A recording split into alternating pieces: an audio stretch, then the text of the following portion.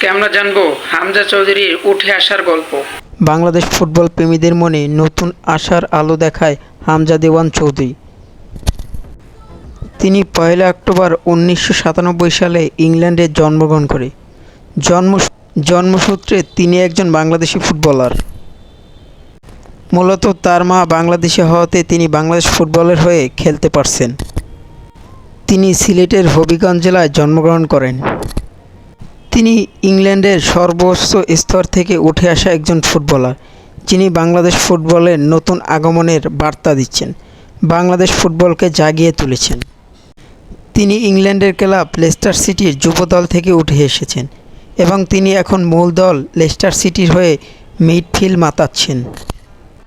তিনি তার স্কিল, দক্ষতা এবং ট্যাকেলের জন্য বেশ পরিচিত। তিনি মূলত একজন defensive midfielder. English premier league জেতা লেস্টার সিটি ক্লাবের বর্তমানে তারকাই বলা চলে হামজা চৌধুরীকে। তার আগমনী বার্তাকে ঘিরে বাংলাদেশ ফুটবলের নতুন উন্মাদনা শুরু হয়েছে এবং বাংলাদেশে মিডফিল্ডার শক্তিশালী হয়েছে। ইতিমধ্যে তিনি তার আন্তর্জাতিক ম্যাচে খেলার মাধ্যমে তার দক্ষতার প্রমাণ দিয়েছে এবং ভবিষ্যতে তিনি আরও প্রমাণ দেবে। তাই হামজা দেওয়ান চৌধুরীকে জানাই আমার পক্ষ থেকে তার ২৮তম জন্মদিনের শুভেচ্ছা।